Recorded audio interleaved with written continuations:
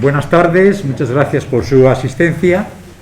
Y en primer lugar quisiera excusar la ausencia de don Ramón Rodríguez, director del RIDEA, ya que por una causa justificada, ya que tiene una revisión médica, no ha podido presidir este acto de inauguración del ciclo, ¿no? Hoy inauguramos la tercera contribución al análisis y conocimiento de este Monte Naranco, con un ciclo de conferencias titulado El futuro de un excepcional patrimonio natural y cultural, el Monte Naranco, en el cual vamos a ofrecer una visión peculiar sobre la biodiversidad faunística del territorio, sobre su toponimia y sobre el prerrománico ramirense que allí se instala. Esta sesión de conferencias es la continuación de los dos ciclos anteriores, iniciados en el curso 2016 y 2017, bajo el título de El Monte Naranco en la historia, ayer, hoy y mañana, en el cual se trató parte del patrimonio cultural y también natural. En este caso fue los aspectos florísticos y de vegetación del Monte Naranco, y lo cual se complementó con una mesa redonda sobre el futuro del monte, y se cerró con una excursión guiada por todo el territorio para observar directamente algunas de las construcciones más singulares de la zona, como son los pozos de nieve, los búnker de la Guerra Civil, las antiguas zonas mineras y también las áreas actuales donde aún se conserva una flora y una vegetación muy singular. Entre abril y junio del 2019 tuvo lugar el segundo ciclo de conferencias, en este caso titulado El Monte Naranco, desafío y oportunidades, en el cual se expuso la situación de la Ronda Norte y de las posibles acepciones negativas que podía tener para el Monte Naranco. Asimismo, se habló sobre los instrumentos jurídicos para la protección del monte y finalizó con una atrayente conferencia sobre el Naranco como espacio de ocio para los obetenses. Ambos ciclos dieron lugar a una publicación de un libro editado por esta casa bajo el título de En torno al Monte Naranco, Oviedo, desafíos y oportunidades, donde se recogieron todas las conferencias, mesas redondas y también la excursión realizada. Y como ya habíamos indicado al principio, hoy se expondrá la biodiversidad faunística del Monte Naranco, y el encargado de la misma es mi colega y compañero Carlos Nores Quesada. Carlos es nacido en La Coruña, pero naturalizado en Asturias. Licenciado en Ciencias Biológicas por la Universidad de Oviedo, en el curso de 77-78, obtuvo el título de doctor en Biología en 1989. Profesor de Zoología de la Universidad de Oviedo desde 1980, y desde hace unos años ya está jubilado, pero ha sido nombrado profesor honorario y miembro honorario del Instituto de Recursos Naturales y Ordenación del Territorio de la Universidad de Oviedo, es decir, del INDURO, y también es miembro correspondiente de este Real Instituto de Estudios Asturianos. Su trabajo científico se inició en el campo de los micromamíferos, en el que realizó su tesis doctoral, y en el de los mamíferos marinos. Posteriormente, investigó en zoología histórica, fundamentalmente en la distribución antigua de procesos de extinción del lince ibérico, del oso pardo, del cebro ibérico, del meloncillo, de la ballena gris y del lobo. También ha investigado el origen de las especies criptogénicas como el cangrejo de río, la garduña y el bisón europeo. Su línea de investigación derivó hacia trabajos publicados en el campo de la conservación de la naturaleza y de la ordenación territorial, centrándose en especies amenazadas como el oso pardo y el desmán ibérico, o bien especies problemáticas, como todo el mundo sabe, como el jabalí y el lobo, cinegéticas como el rebeco, el corzo y también el jabalí, pesquerías como la anguila, o también la valoración ambiental de los estuarios. Ha publicado más de 100 artículos científicos y capítulos de libros, y ha presentado comunicaciones científicas en más de 60 congresos internacionales y nacionales. Ha dirigido 2 tesis doctorales y 37 tesinas, seminarios de investigación, proyectos de fin de carrera y trabajos de fin de grado. Perteneció a diversas comisiones autonómicas en representación de la Universidad de Oviedo, como es el Consejo Regional de Caza durante 25 años, el Consejo Asesor del Plan de Recuperación del Oso Pardo durante 12 años y el Comité Consultivo del Plan de Gestión del Lobo durante 10 años.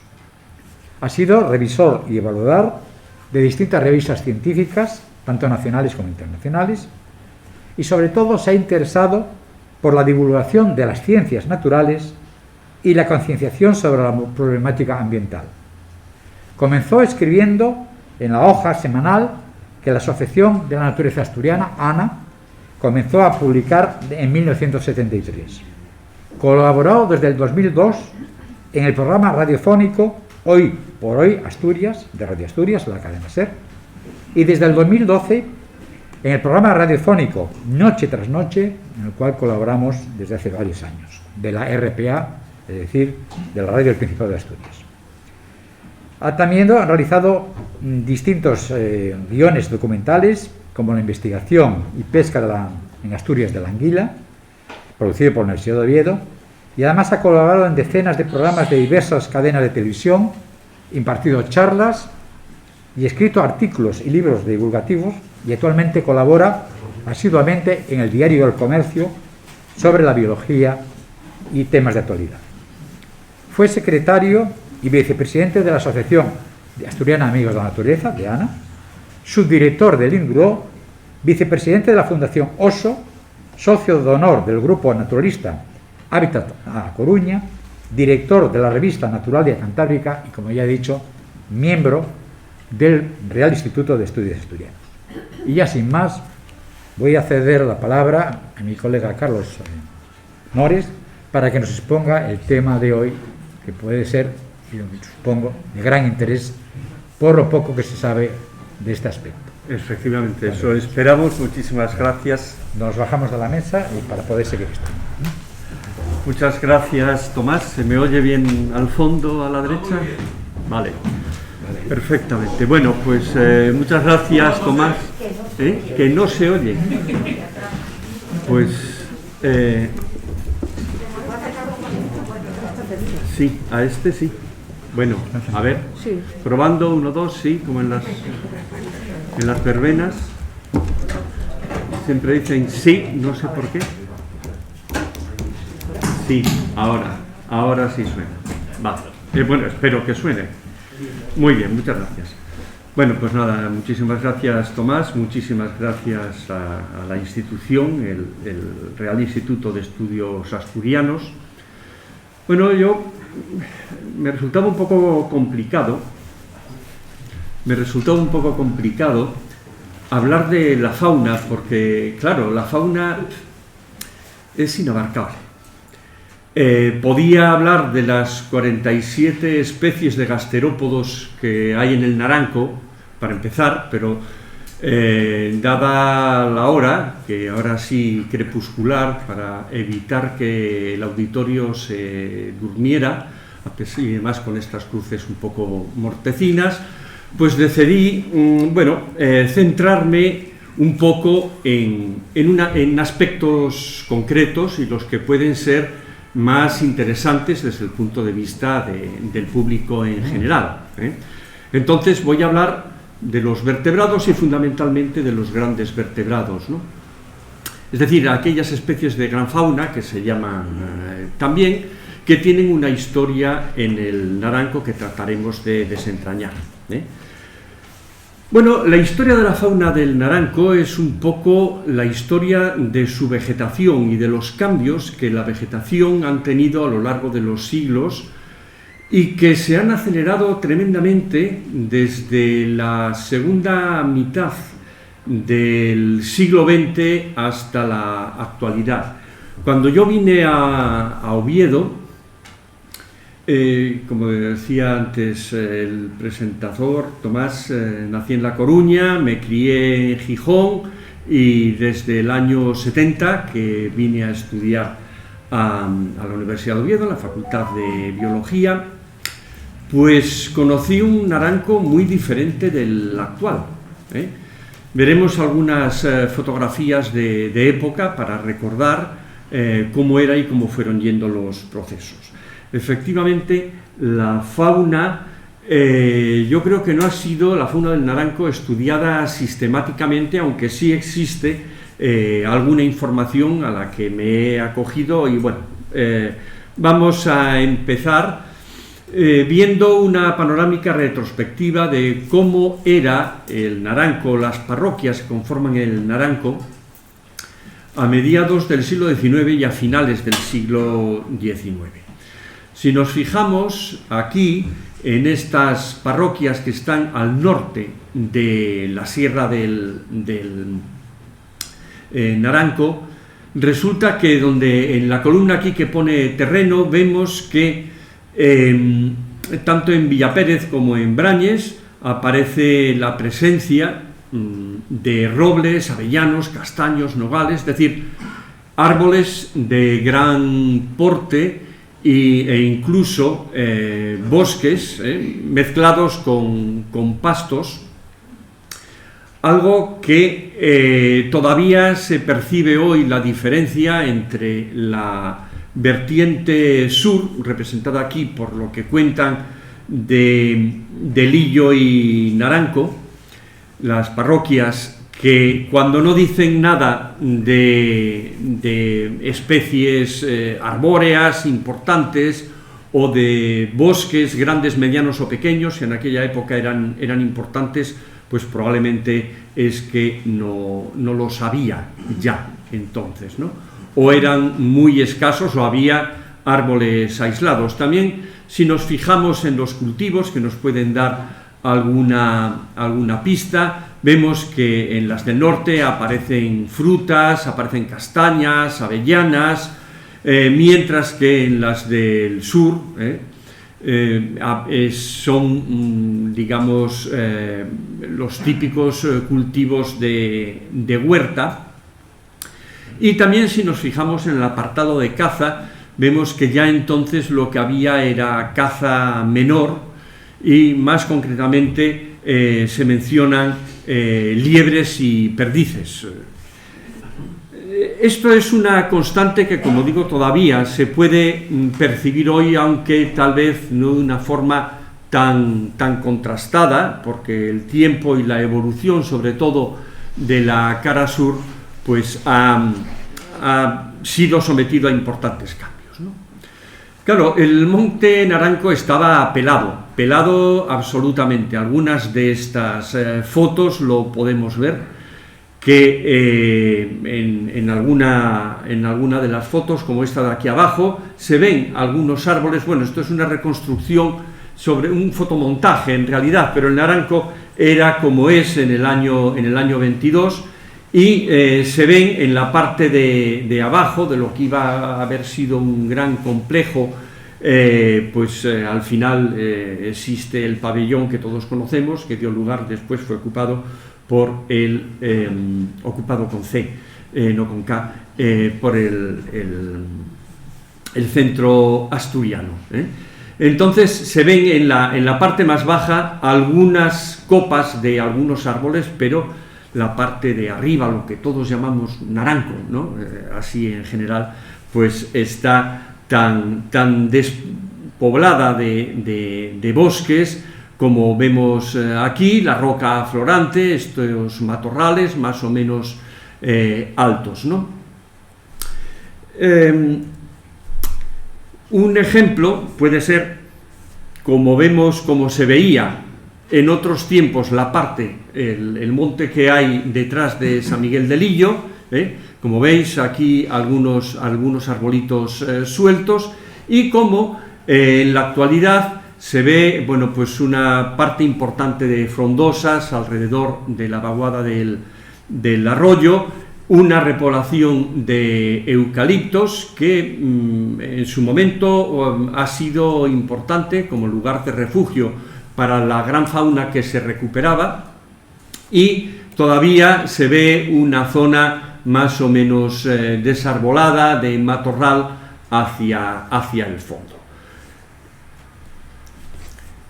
Voy a poner aquí una serie de fotos sobre esta zona, están sacadas de la página web del Centro Asturiano, y esta, que está fechada en 1975, llama la atención, o a mí por lo menos me la llamó, que hay una serie de rodales, no sé si se aprecia bien, de color más azulado, glauco, que dicen los botánicos, que lo que indican es que han sido repoblados con eucalipto muy recientemente y son ejemplares muy jóvenes. Hay otras manchas un poco más antiguas, pero esto lo que nos quiere decir es que efectivamente, muy probablemente en 1970 habría solamente las manchas más oscuras y el resto sería un matorral más o menos ralo.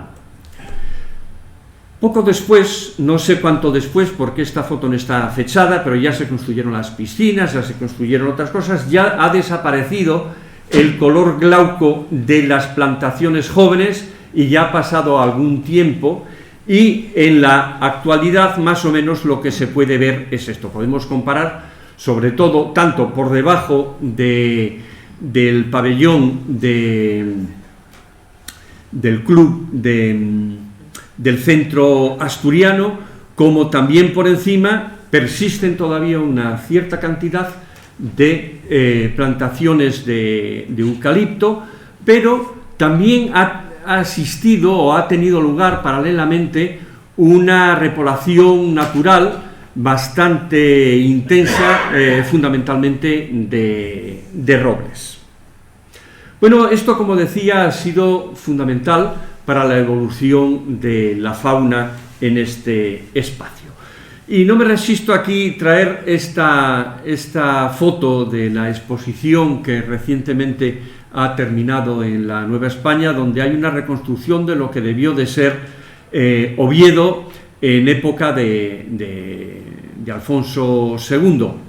A mí me parece que es un poco pobre. Yo no creo que un rey como Alfonso II o Ramiro I, el antecesor, pudieran organizar grandes ejércitos teniendo una capital donde hay pues una catedral, un palacio y muy poquito más. Yo me imagino que en aquel momento debía de ser algo más grande, y sobre todo si esto, que podía ser una especie de residencia de campo, fuera así, tampoco sé muy bien cuál es el sentido de construir en lo que hoy es Santa María del Naranco un pabellón de caza a 2000 metros. Si uno quería ir a cazar, bueno, madrugaba un poco más, tampoco tenía que madrugar demasiado para poder llegar a aquella zona, si es que estaban entonces llenas de bosques y llenas de animales, como suponemos realmente que estaría, ¿no? Bueno, no voy a entrar en el debate de la interpretación de cuál es el origen de Santa María del Naranco, porque para eso hay especialistas que meten la pata con mucho más autoridad que yo. Digo meten la pata porque siempre que un especialista propone una hipótesis, aparece otro que dice la contraria, y en fin, eso es lo que dinamiza la cultura.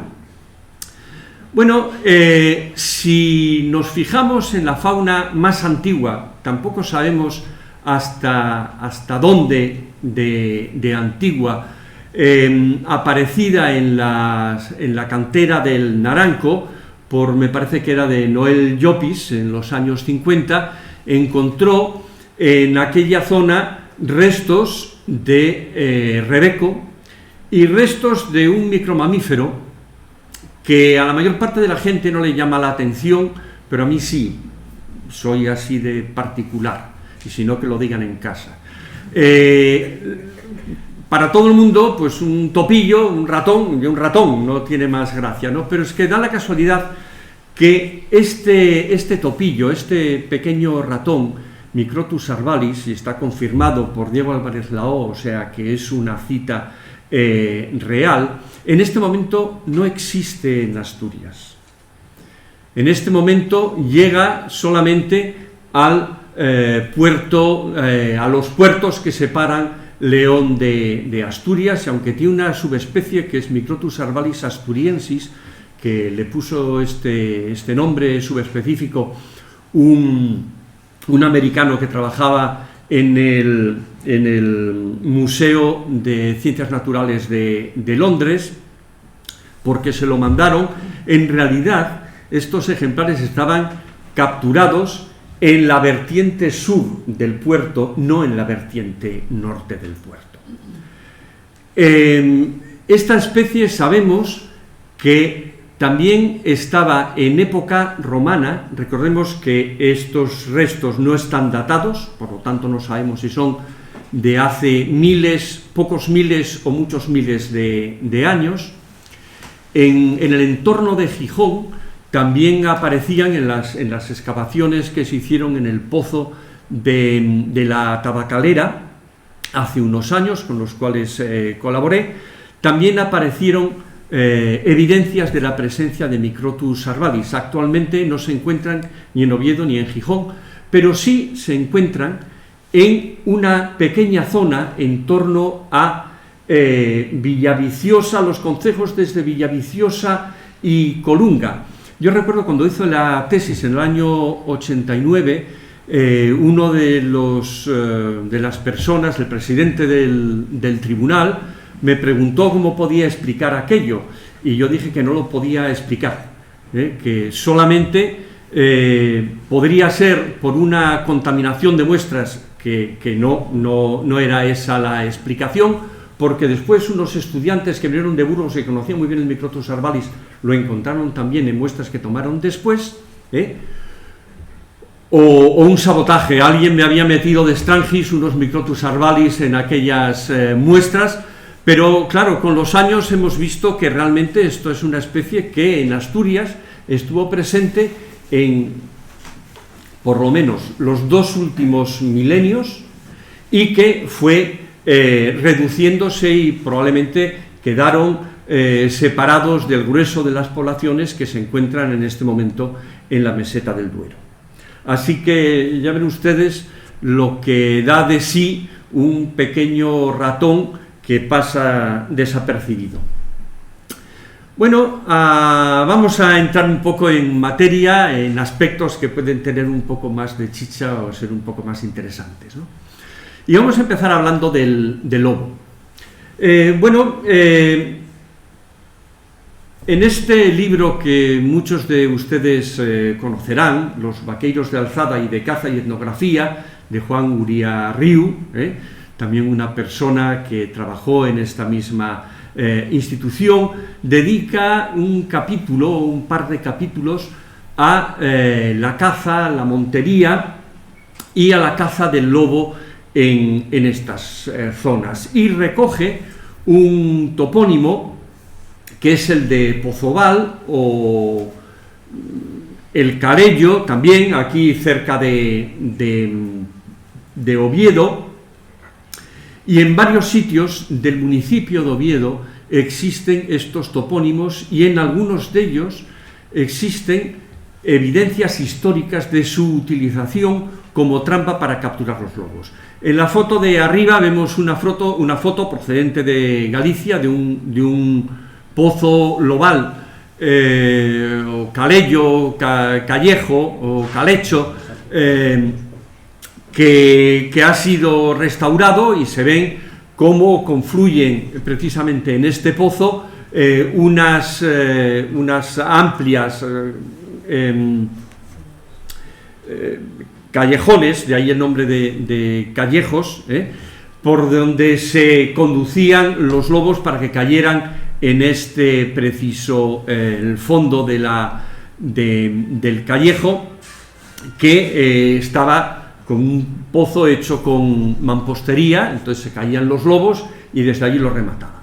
Pero hay una zona muy cerca de Oviedo, aquí en Siones, aunque fuera del Naranco, al otro lado del río, que precisamente se llama Pozoval, y tal vez se pueda apreciar dentro, envuelto por una gran cantidad de vegetación que casi lo engulle, esta estructura que tradicionalmente ha sido considerado un calero, pero un calero en Pozoval no podría haber sido un pozo lobal, como indica la toponimia. Yo desde luego creo más en la hipótesis del pozo lobal que de la del calero, y realmente la estructura era muy parecida, incluso con esta entrada que se ve aquí, esta pequeña puerta, que bien podía ser para aportar la cal o para sacar los cadáveres de los lobos que se habían rematado, los lobos y los jabalís, o también es posible que fuera construido como pozo lobal y terminara sus días como calero una vez que los lobos desaparecieron de la zona. Bueno, estas estrellitas representan algunos de los sitios donde se supone que había pozos lobales, porque hay toponimia que así lo recoge. Y la documentación histórica que habla de ello en el municipio de Oviedo, según estudió don Juan Uría Riu, pues abarca nada más y nada menos que 5 siglos, ¿no? Desde la primera que hace referencia a este tipo de batidas en 1243 hasta la última de 1713.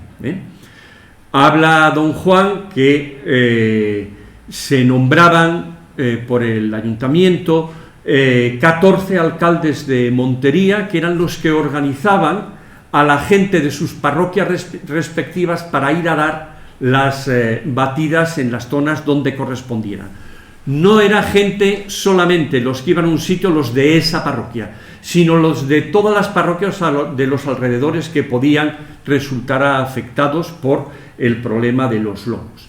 También estaban obligados a rozar el monte para evitar que los lobos se pudieran refugiar en matas densas, donde podían parir las lobas y reproducirse, y también consta en alguna de las ocasiones la utilización de perros para las batidas.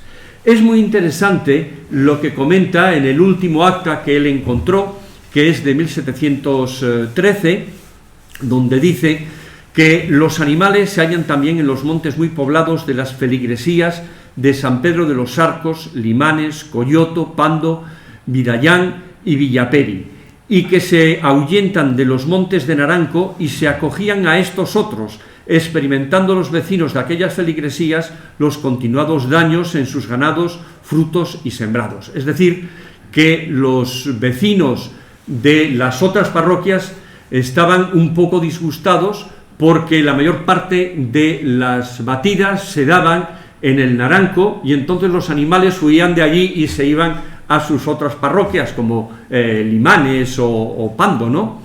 Esto ya nos da una idea de la diferencia de criterios que tenían unas personas y otras en Oviedo a principios del siglo XVIII.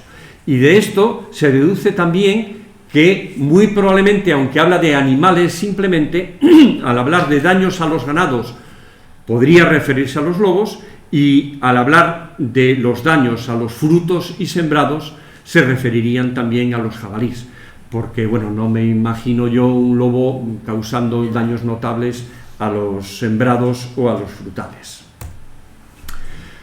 Pero hay un trabajo publicado precisamente en el boletín del IDEA del año 63 que lleva este hermoso título de un pozo lobal en Oviedo, y donde viene este no menos hermoso dibujo de la situación de lo que todavía en aquel momento era un topónimo reconocible que hacía referencia a un lavadero que hoy ya no existe.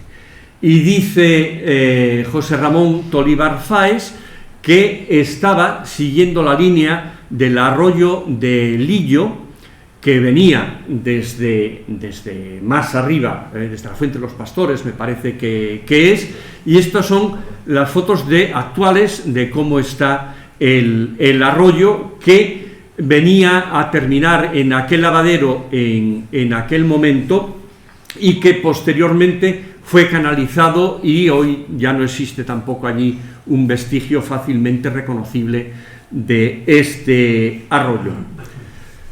La situación en un mapa actual sería esta estrella que vemos aquí, en el límite prácticamente del casco urbano de Oviedo, y esta es la vista que podemos contemplar hoy si vamos al sitio donde, según estos datos históricos, existió un pozo lobal o un pozoval en Oviedo, prácticamente en la misma ciudad. ¿Hasta cuándo hubo lobos en el Naranco? Bueno, ya vimos que parece que a principios del siglo XVIII lo sabía, que a mediados del siglo XIX ya no, y si echamos una ojeada a algunas de las hojas que publicaba la Junta General del Principado, que pagaba recompensas por la muerte de los lobos, esto está sacado del libro de Juan Pablo Torrente, Osos y otras fieras en el pasado de Asturias, vemos, por ejemplo, que en 2016 no se había cazado ningún lobo en Oviedo, pero en 2017 se habían cazado 7. Bueno, tampoco se puede saber exactamente si entonces los lobos eran muy corrientes o no. 6 lobos grandes y uno pequeño en Oviedo en el año 2017. Perdón, ¿qué dije? Ave María Purísima, sin pecado concebida. 1817. Bueno, confío en que la mayor parte de la audiencia sepa leer, aunque la letra es muy pequeña, y los números. Sí, no, bueno, claro, cuando alguien hizo un gesto así de extrañeza, yo persistí en el error, que es una cosa que solemos hacer los que estamos en este lado de la mesa, con más frecuencia de la conveniente. Bien, 1817. Es muy posible, porque esto sí se ha comprobado en muchas ocasiones, que después de las guerras, y claro, unos pocos años antes, había habido una guerra, en parte civil y en parte lo que llamamos la guerra de la independencia contra los franceses, donde, claro, todos los recursos económicos del país estaban metidos en otra cosa que no era echar a los lobos de aquí, sino que era, en ese caso, echar a los franceses. Las guerras son caras y, claro, se ve perfectamente como hay un pulso enorme después de acabada la guerra de la independencia en Asturias, en el estudio que hizo Juan Pablo Torrente y en otros estudios de otras comunidades autónomas, en el País Vasco, en Galicia, también se ve como hay un pulso enorme y después una nueva bajada. Probablemente habrá habido una recolonización a principios del siglo XIX de lobos, pero relativamente pequeña, porque después ya no hubo continuidad, por lo menos en el municipio de Oviedo. Bueno, también los jabalís, como hemos visto, es muy probable que fueran objeto de estas monterías y de sus capturas en los pozovales, por las razones evidentes. Aquí en el discurso de la montería, en este trozo que he puesto aquí a la izquierda, cuenta cómo, por ejemplo, en las montañas de Galicia y en otras partes, esto está escrito y el dibujo es del finales del siglo XVI, en Galicia y en otras partes de España se acostumbra a matar la caza a montería, que llaman de buitrón, otro nombre, buitrón, agujero, por donde caen. Vemos aquí en esta otra miniatura más antigua, es el libro de la caza de Gaston Féby del siglo XIII, esto es en Francia, pero vemos cómo los sistemas estos de callejones que conducían la caza, convergentes, que conducían la caza hacia un agujero, estaban muy extendidos en toda Europa occidental, por lo menos. Y también los jabalíes, los vemos aquí acosados por los perros, van dirigidos hacia allí. Bueno, cualquiera que suba cualquier día a darse una vuelta por San Miguel de Lillo, pues verá exactamente esto mismo, ¿no?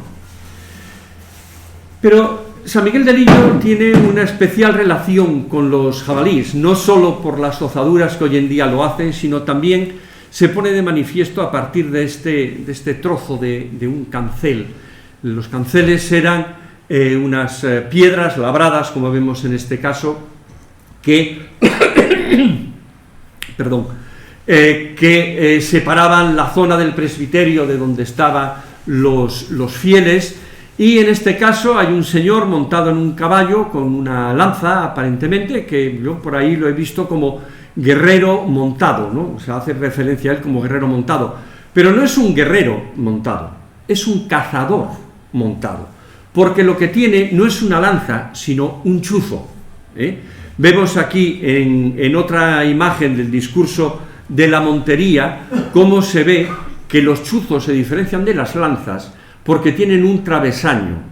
La tarea fundamental del travesaño era que la lanza no se hundiera demasiado, se utilizaba para cazar jabalíes y osos, porque claro, si uno le clava una lanza a un oso y se hunde demasiado y se acerca demasiado al oso, el oso le puede dar un sopapo que lo vuelve del revés. Entonces, como eran muy listos, porque llevaban muchos años cazando osos y jabalíes, lo que hacían era poner este travesaño para que solamente entrara la hoja de la lanza o del chuzo hasta un lugar letal.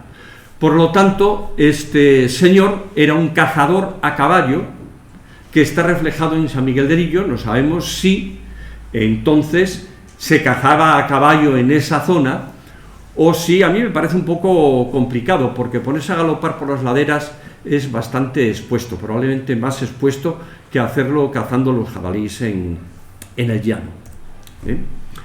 Y para hacernos una idea de cuál es la situación actual, traía esta serie de mapas que representan aproximadamente 200 años de historia, en este caso de jabalí, donde vemos en negro datos de presencia de jabalí. La mayor parte de esta información está sacado de diccionarios geográficos. Lo que está en gris clarito es que en esos municipios se menciona la fauna, pero no aparece el jabalí. Si es un gris más oscuro, como se ve, por ejemplo, aquí, pues es que hay una presencia limitada de esta especie, y si hay un concejo que está en blanco, pues quiere decir que no hay información.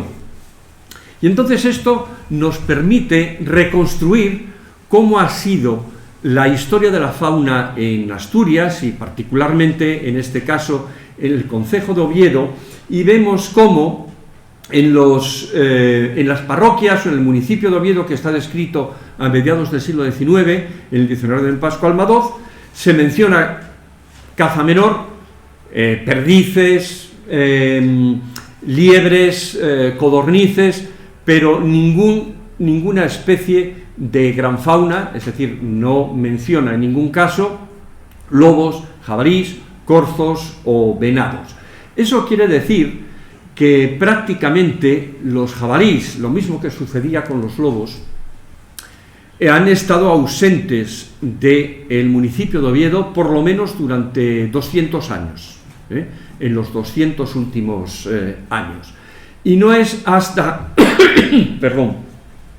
los últimos años del siglo XX donde empiezan a recuperar el jabalí su presencia en este municipio, y precisamente lo hace en buena medida por el Naranco. Este es el municipio de Oviedo. Este es un mapa que se hizo en el año 93, donde se hizo una encuesta por todas las parroquias de Asturias sobre la presencia del jabalí, y vemos esto. Fíjense especialmente en esta zona que tiene barritas verdes, porque lo que indica es que el jabalí había aparecido en la última década antes de que se hiciera esta encuesta. Por lo tanto, las rayitas verdes indican las parroquias en las cuales el jabalí había aparecido recientemente en el año 93. La situación actual, pues, bueno, ya la conoce todo el mundo, ¿no? Basta leer la prensa o vivir casi en cualquier lugar de Oviedo. En mi casa ya pasaron por allí, que yo recuerde, 3 jabalís. El último fue durante cuando nos encerraron a todos en el mes de marzo, primeros de abril, y naturalmente, como no llevaban mascarilla ni siquiera, de aquella no había, pues la policía municipal vino a echarlo, que hacía por la calle cuando estaba prohibido. Bien, hay un problema con el jabalí. Hoy hablaba con un periodista sobre la pregunta recurrente que hacen siempre, ¿no? ¿Es el jabalí una especie peligrosa? Yo la respuesta que doy, como siempre me hacen la misma pregunta, también doy la misma respuesta. No es una especie peligrosa, pero es una especie potencialmente peligrosa.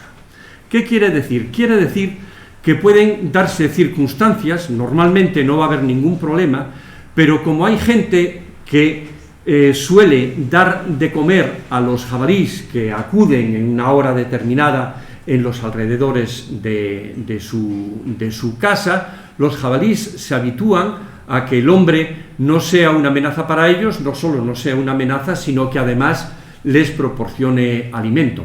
Aquí, que yo sepa, no ha sucedido, pero a mí me contaba un compañero de Barcelona que tuvieron al menos 2 problemas. Uno fue que el jabalí le quiso arrebatar el bocadillo a un niño, y otro fue que un jabalí quiso llevarle a una señora que salía del supermercado una barra de pan. Claro, es difícil decirle a los jabalíes cómo tienen que comportarse.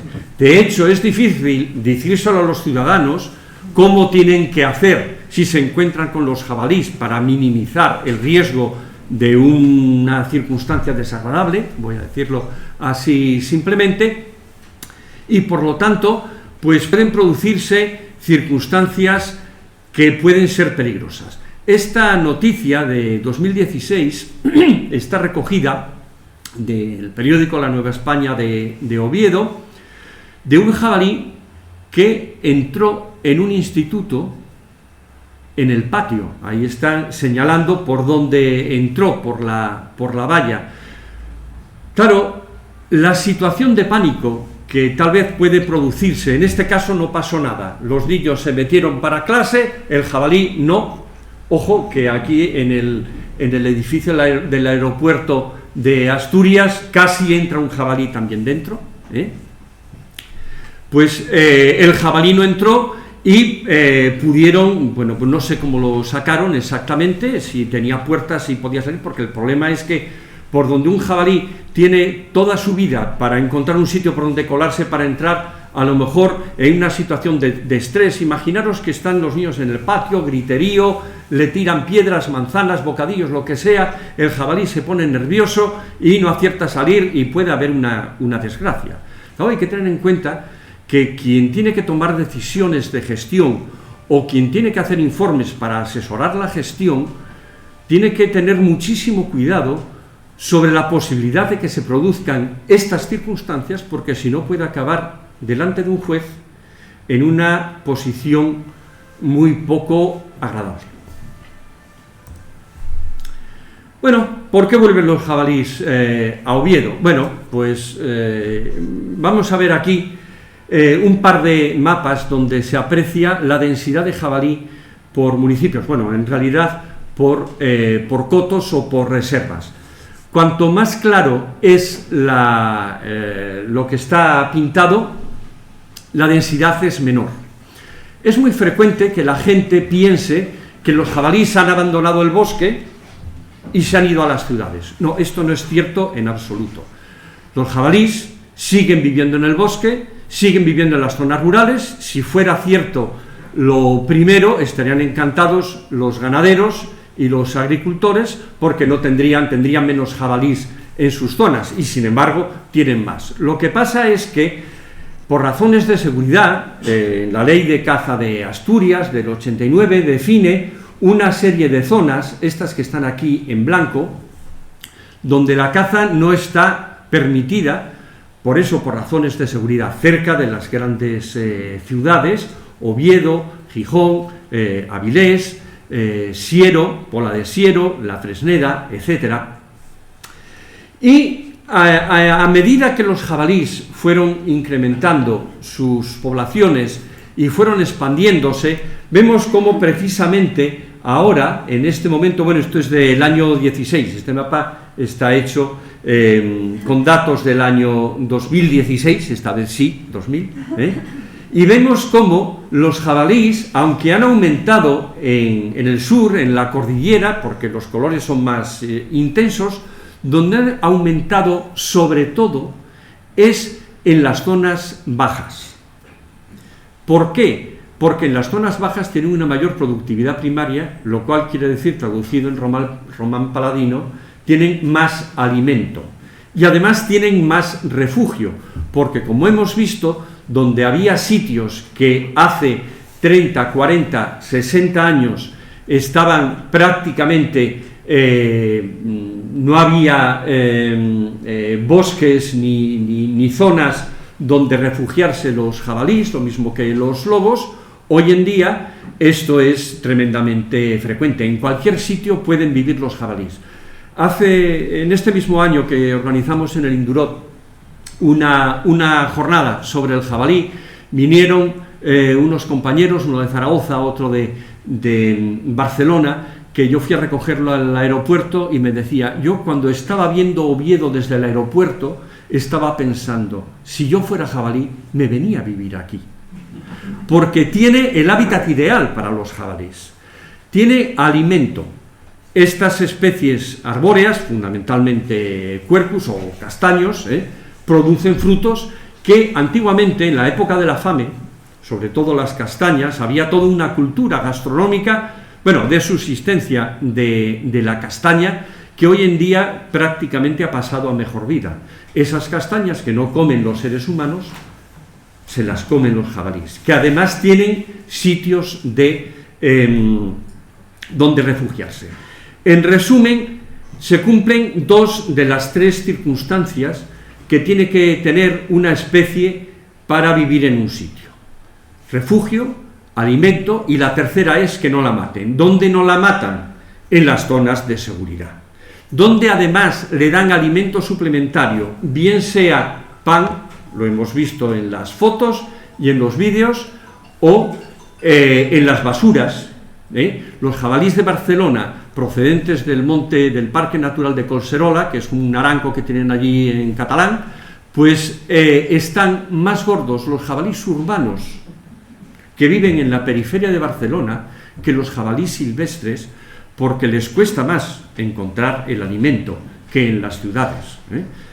Por lo tanto, bueno, esto es una proyección de cuál es la situación de la densidad de jabalíes en los cotos de Asturias. Hemos excluido las reservas porque las reservas tienen otra dinámica, y vemos ahí esos puntitos, lo que indican es cómo ha ido aumentando la densidad de jabalí en Asturias.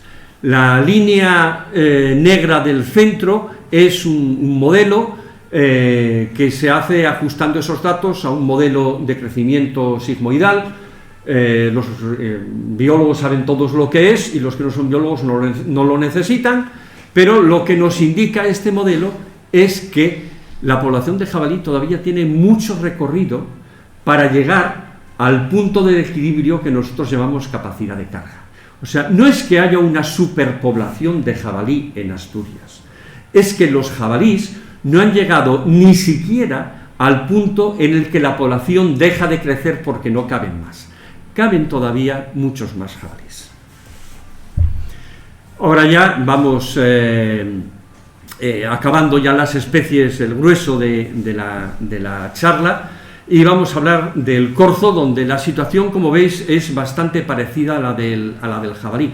A mí siempre hubo una cosa que me llamó mucho la atención, y es que el mínimo histórico del jabalí en Asturias y en general en España tuvo lugar a mediados del siglo XIX, mientras que el corzo, el mínimo histórico, tuvo lugar a mediados del siglo XX. Y yo siempre pensé, buscando la explicación en el hábitat, si comparten prácticamente el mismo hábitat, ¿por qué hay un siglo de separación? Hasta que un día, leyendo un libro de José Antonio Valverde, se me encendió la luz. La respuesta es el veneno. En el siglo XIX hubo una campaña, desde 1829, donde prácticamente se obligaba a los municipios a que pusieran veneno. Primero nuez vómica y después estricnina para controlar al lobo. Y el jabalí, como es una especie tan carroñera como el lobo, era muy susceptible a los venenos, mientras que el corzo no lo era, porque era un herbívoro estrictamente. Entonces esto explicaba esa diferencia, pero si nos fijamos en el mapa actual, vemos que la situación es muy parecida. Aquí vemos en Pumarín un corzo también paseando hace unos pocos años. Y también, como yo tengo mapas para todos, en el Indurón nos gusta hacer muchos mapas, pues tengo un mapa de la densidad de corzos de Asturias en torno a 2010 aproximadamente. Porque a partir de 2010 hubo un problema que sufrieron las poblaciones de corzo, que es la aparición de un nuevo parásito, una mosca, que pues les facilitaba la muerte, o los hacía mucho más vulnerables. Bueno, aquí tenemos el municipio de Oviedo, y vemos que el naranco está en esta línea isolínea de aproximadamente 3 corzos por kilómetro cuadrado, que es lo que le correspondería en aquel momento, antes de que la población de corzo disminuyese. La densidad media de Asturias es 4,4, parecido a la de jabalí también. Es decir, que aquí correspondería haber una determinada cantidad de corzos, y una buena parte de ellos están ahí. No conozco ninguna estimación que se haya hecho del naranco, pero bueno, aquí vemos el corzo con esta larva de cefenemia que entran por la nariz. Los cazadores lo llaman la mosca de las narices. Supongo que en privado dicen otra cosa muy parecida, pero bueno, lo de la mosca de las narices se refiere, en teoría, a que la mosca les mete las larvas, no los huevos, sino directamente las larvas en las narices, y en la cavidad bucofaríngea las larvas crecen, los animales respiran mal y pueden morir o bien ahogados, o desde luego son incapaces de escapar de un predador, porque enseguida se agotan. Bueno, hablando del resto de la fauna, que no voy a detallar, también me planteé varias cosas, ¿no? O sea, hablamos del naranco, pero ¿qué es el naranco? ¿Hasta dónde llega el naranco? Es la parte de arriba del monte, es toda la zona de alrededor. Hay por ahí uno que es de Ciudad Naranco de toda la vida, Dice, pero es que es Ciudad Naranco, no Naranco. Bueno, en fin, el Pozoval estaba en lo que hoy en día es la ciudad.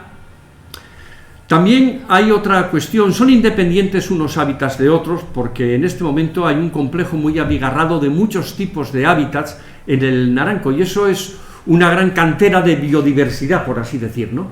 Porque hay prados junto con bosques, junto con matorrales, los animales de los bosques, como el caso de los jabalíes, pueden alimentarse en el bosque y en el prado, salen, entran, suben, bajan, Hay una fauna típica de hábitat, o en los sitios donde todo está muy entremezclado, las faunas están bastante entremezcladas también. Tiene más relevancia las especies más banales, que son las más abundantes, o tenemos que fijarnos más cuando hacemos una valoración en las más raras. Bueno, esto es un cartel que hay ahí que ilustra bastante bien cuál es la fauna que hay en la zona. No está el jabalí, no sé por qué, igual por ser más feo, Y este es un listado que no voy a leer, por supuesto, de más de 50 especies de aves que encontré en los anuarios ornitológicos de la Coordinadora Ornitológica de Asturias, que hacen mención al naranjo. Es decir, hay una riqueza importante de aves, lo mismo que la hay de mamíferos. No voy a entrar en anfibios ni reptiles, ¿no? Y vamos a hacer ya, para terminar, un rápido y breve recorrido de lo que era el punto de partida, estos matorrales que dominaban todo el naranco emergente, donde, bueno, hay pocos mamíferos, en realidad, pocos micromamíferos por lo menos, sí hay algunas especies de aves bastante características de este tipo de hábitat, de estos tojales, como el acentor, las tarabillas, el pardillo, y como vemos en esta foto de la derecha, es una cosa muy interesante porque es un polje que hay en la cara norte, donde hay unos prados abajo, tienen una enorme potencia de suelo, estas zonas karstificadas y tal, pero por arriba los suelos son mucho más esqueléticos y permanecen los matorrales, mientras que por diversos sitios han ido creciendo también árboles. Lo primero, como vimos antes, de la reforestación fue a costa de eucaliptos. El eucalipto, pues, es una especie que no es especialmente explotada por ningún vertebrado que yo conozca, pero sí, sobre todo a los más grandes, les proporciona este refugio, sino este alimento que también en ocasiones pueden encontrar en el sotobosque, porque la mayor parte de las aves de los eucaliptales están en el sotobosque, que sería el sotobosque equivalente en este caso a un robledal probablemente, o algo parecido,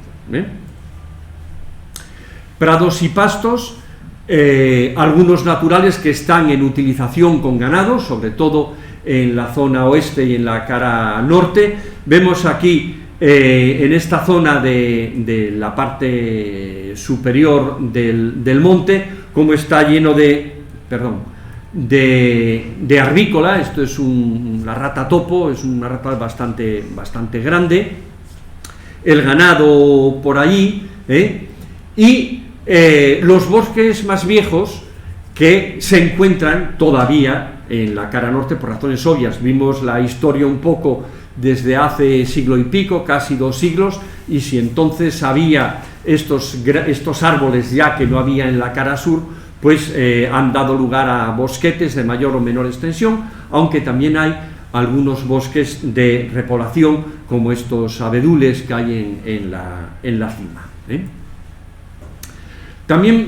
Tampoco podemos olvidar las cuevas, porque, bueno, las cuevas son unas zonas muy importantes desde el punto de vista faunístico por los troglobios, que son, la mayor parte de ellos son invertebrados, insectos o arácnidos muy pequeños y descoloridos. Los pobres no llaman nada la atención, pero representan la mayor cantidad de biodiversidad que aporta Asturias a la biodiversidad mundial, porque muchas de estas especies de troglobios que viven en cuevas son exclusivos de una o de pocas cuevas y no se encuentran en otras zonas.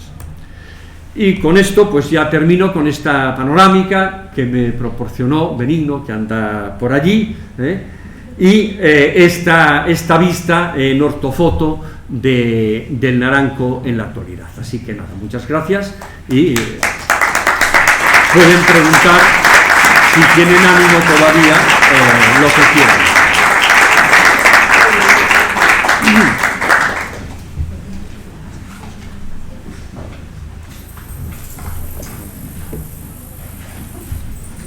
Pues muchas gracias, Carlos, por esta documentada visión de la fauna de nuestro Monte Naranco. Y como ya es tradición en estas ciclos, se abre el turno de preguntas sobre algunos aspectos que se hayan tratado en la conferencia o sobre otros que piensen que es adecuado pues exponerlos para ver si hay alguna respuesta. Se abre, por lo tanto, el turno de palabra. Si quiere decir algo, exponerlo, ya lo puede hacer. Sí. ¿Hay perdices y liebres todavía en el Naranco? No, yo creo que no.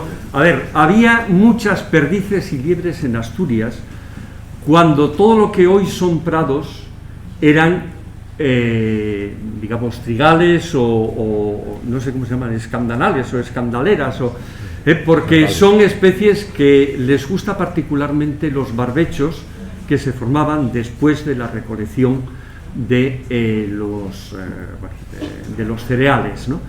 Hoy en día eso ha desaparecido de Asturias y con ello ha desaparecido las liebres y las perdices que puede haber en ocasiones motivadas por la repoblación con fines cinegéticos que se hacen en algunos cotos, ¿no? Pero es muy difícil que sobrevivan, salvo en el occidente de Asturias, donde sí permanecen, sí existen, sobre todo la liebre de ibérica, las perdices, y también hay bastantes liebres en las zonas de montaña, una especie que es típica de montaña y también exclusiva de la cordillera cantábrica, que es la liebre de Castroviejo. En la mayor parte de los sitios, sobre todo del centro hacia el este, ha desaparecido completamente. ¿Más intervenciones? Sí. Yo hace cosa de 2 meses vi un cervacillo a la altura de Citoria, en la estación de la finlandesa, a la altura del que hay un depósito de agua grande, inundó, invadió la carretera. Sí. Y se puso muy asustado. Sería un corzo, bueno, Muy jovencito, sí. muy Bueno, no, son pequeñitos. Bueno, a ver, como así, como 30 kilos. Bueno, mira, hace unos años yo me fijaba siempre que salía con los alumnos, íbamos en el autobús para hacer prácticas fuera, nada más salir de Oviedo, nada más de dejar a la derecha los olivares, desde donde está la facultad en el Cristo, antes de llegar a la gasolinera que hay ahí, yo siempre echaba una ojeada desde el autobús, que iba bastante alto, y veía ahí una corza con su cría. Desde que disminuyó la población de corzo no la he vuelto a ver, pero sí en gran medida han reaparecido los corzos que viven, hay en Inglaterra hay animales que son casi domésticos. El caso un poco de los corzos, los tejones, que aquí pasan desapercibidos, en Inglaterra los utilizan como elemento de educación ambiental para los chavales de los colegios. Tienen las tejoneras que se ven con cierta facilidad, y los chavales van a ir a hacer sus estudios y a contar cuántos tejones hay y qué aparece y qué desaparece y tal. Sí hay corzos en una densidad menor de la que probablemente nos gustaría antes de que apareciera esta epidemia que les hizo disminuir a la tercera parte aproximadamente la población. Él retornó otra vez de donde bajó. Había una especie de alambrada y se coló, pero luego no había hueco, se puso muy nervioso. Bueno, nervioso, a ver. Es que frente a mí venía una pareja, ya. Varias personas. Sí, pero bueno, yo pienso que tal vez tan nervioso no estaba, porque no viviría en otra parte, y si viven aquí es porque les molestan menos que en otros sitios, donde son acosados por los perros. Sí, a ver, voy a citar un estudio que hicimos hace unos años, y bueno, en el municipio de Valdés, hicimos un cálculo de la mortalidad de los corzos. Y claro, la gente piensa que todos estos animales nada más que los matan los cazadores o los grandes, los predadores, los lobos, ¿no? Bueno, pues de los corzos que estimamos que morían, los cazados eran aproximadamente la tercera parte, porque luego resultaba, los otros 2/3 podían haber muerto por mordeduras de perro, de lobo, que alguno que otro hay por Valdés también, por atropellos y por enfermedades. Es que pensamos que los animales están sanos como robles y no van al médico ni al veterinario. Los animales se mueren de lo que nos morimos nosotros a pesar de los cuidados sanitarios que tenemos. Y bueno, por poner un ejemplo, la mortalidad, yo recuerdo de varios grupos que se hizo el seguimiento hace algunos años de crías de lobos a lo largo de un año, la mortalidad era más del 50% probablemente por enfermedades como el moquillo o enfermedades víricas. También ellos tienen sus virus, y se mueren por muchas cosas, ¿no? La ventaja que tienen los animales que viven en estas zonas de seguridad es que son mucho menos molestados en general que en las zonas rurales, en las zonas más silvestres. Lo que tienen es que encontrar un equilibrio entre donde menos les molestan y donde les empiezan a molestar demasiado, porque claro, el estrés de la ciudad, si nos afecta a nosotros, podemos imaginar lo que les afectará también a ellos, ¿no? Pero bueno, hay muchas especies que viven en los bordes de las ciudades y se encuentran aparentemente también o mejor que algunos que están en zonas más silvestres, digamos. En Llana, hace poco se ha visto un corzo. Sí.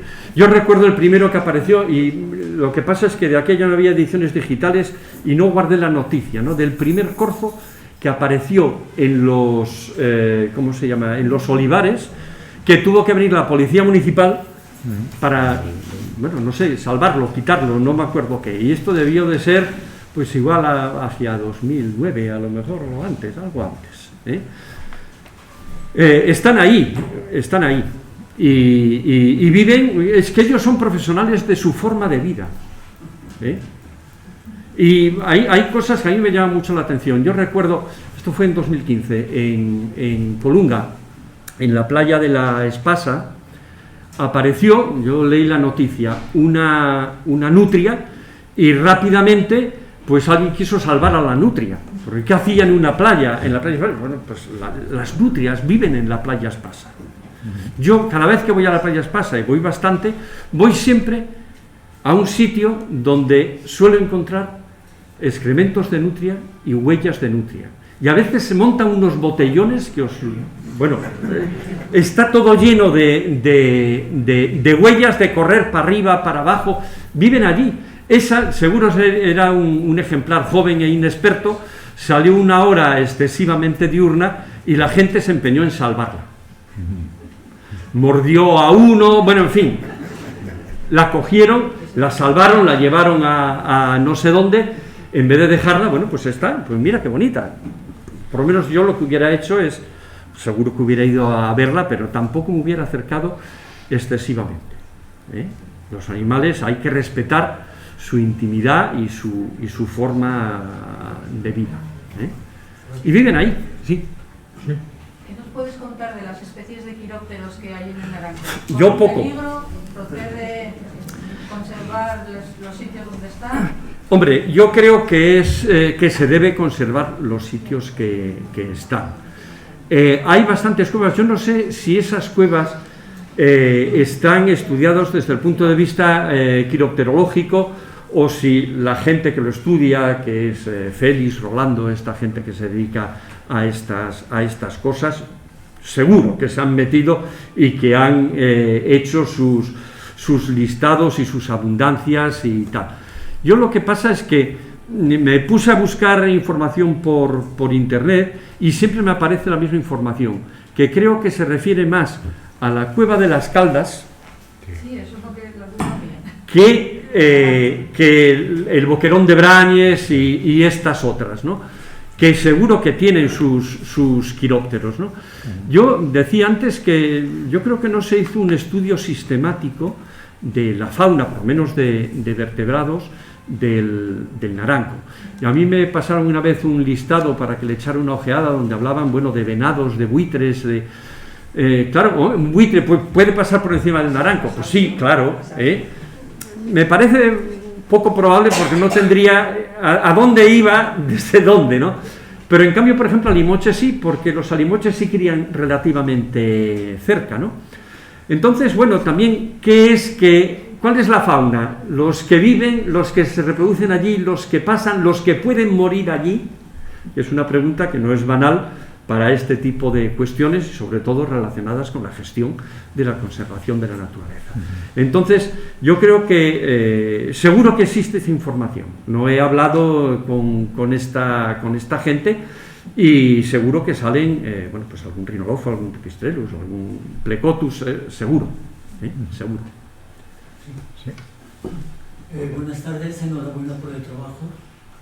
Y quería abundar un poco, dejar unos apuntes sobre la peligrosidad del jabalí.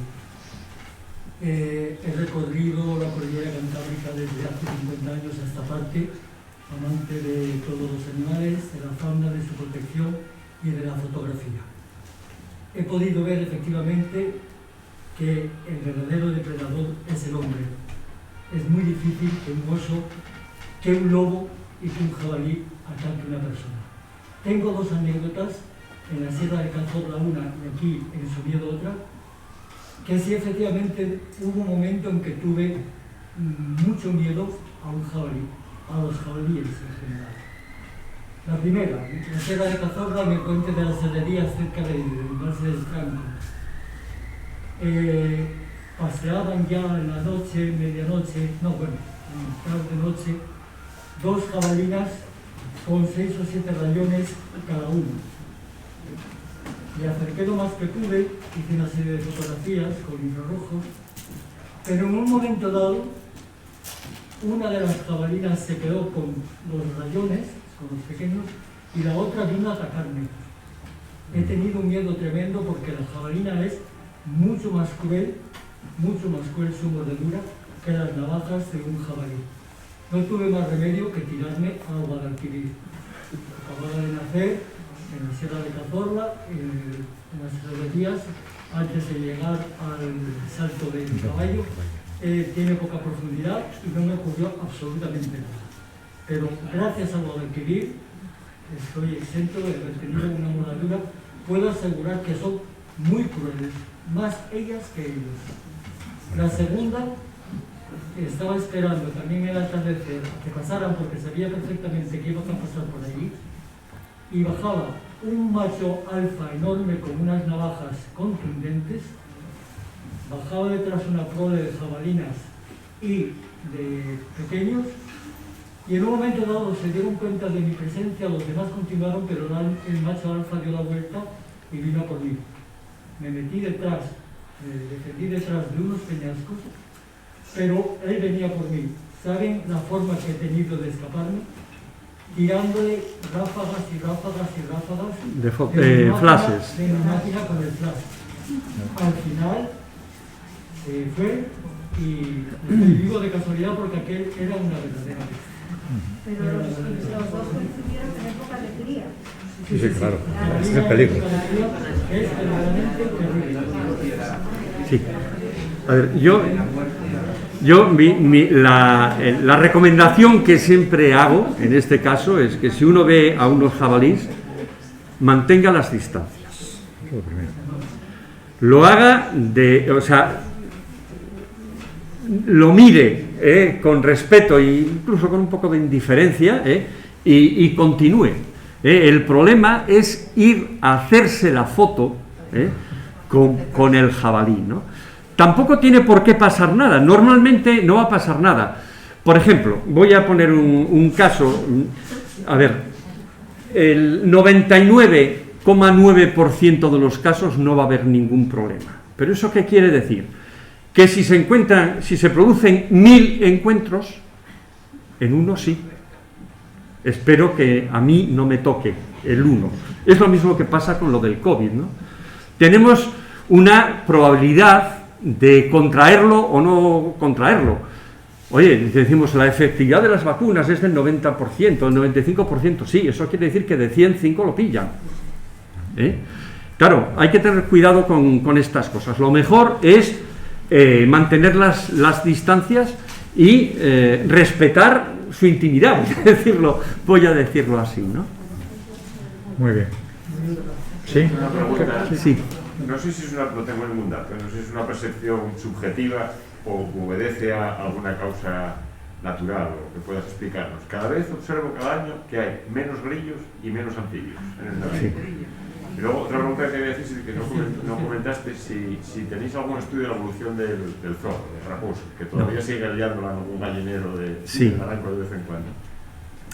No, el problema para las especies grandes y tal existe información, porque son muy llamativas, aparecen en distintos tipos de registros de los que podemos sacar información y comparar en el tiempo. Pero el problema de las especies muy banales, como es el caso del raposo, es que o la gente no le da especial importancia, están por todas partes, no desaparecieron, el raposo no desapareció del naranco, nunca. Y entonces, claro, hicimos una vez un estudio radiomarcando zorros en la zona, ya no del naranco, pero el límite precisamente del Nora, en la zona de las regueras. Y como sucede también con los osos, descubrimos que los raposos saben contar hasta 7. ¿Por qué? Porque el sábado, que era cuando tenían lugar las cacerías, cruzaba de las regueras, cruzaba el Nora y se refugiaba en el Asturcón que lo estaban construyendo. Y volvía el lunes. Eso también, hasta 7 también saben contar los osos, eso se comprobó en Somiedo. No sabemos si saben, a 10 no sé si llegarán, pero claro, sí hicimos un estudio y hay además un grupo que seguro que si hubiéramos recogido las estadísticas de caza podríamos haber averiguado algo muy activo precisamente en las regueras de zorro. Pero bueno, uno no llega a todos los sitios y bueno, en fin, no tenemos esa información. ¿Y de los grillos y los anfibios? Y de los grillos y los anfibios tampoco, yo soy de vertebrados, para mí esos son bichos, lo siento mucho. No, pero sí es cierto, a ver, el mayor problema de conservación que hay probablemente en Asturias, estoy hablando de fauna, en este momento, es, aparte del urogallo, los anfibios, porque están disminuyendo, están desapareciendo. Yo recuerdo haber visto en cualquier abrevadero tritones y ahora no se encuentran. El problema es que no sabemos por qué. Cuando sabemos cuál es la causa, sobre todo si la causa es la persecución directa del hombre, eso es relativamente fácil de atajar, porque sabemos qué es lo que tenemos que hacer. Otra cosa es que lo consigamos. Pero el problema es que cuando estamos despistados y damos informaciones genéricas, ¿no? Porque a un biólogo cuando le preguntas jamás va a decir que no sabe la respuesta. Bueno, un biólogo y a muchos más profesionales. Entonces va a decir que el cambio climático, esto, lo otro, lo demás hay. Que es lo que se suele decir cuando no se sabe muy bien qué contestar, porque con eso siempre queda así. Hay un problema grave, muy grave con los anfibios a nivel planetario. Y hay muchas hipótesis para explicarlo, y como decía una profesora que tuve yo en la facultad, cuando hay muchas hipótesis para explicar un hecho es que ninguna vale. Isabel Moreno, mi profesora de plantología, lo decía. Muy bien. ¿Más intervenciones?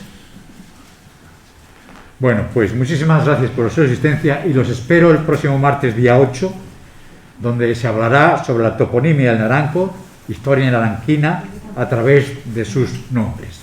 Muchísimas gracias por su asistencia.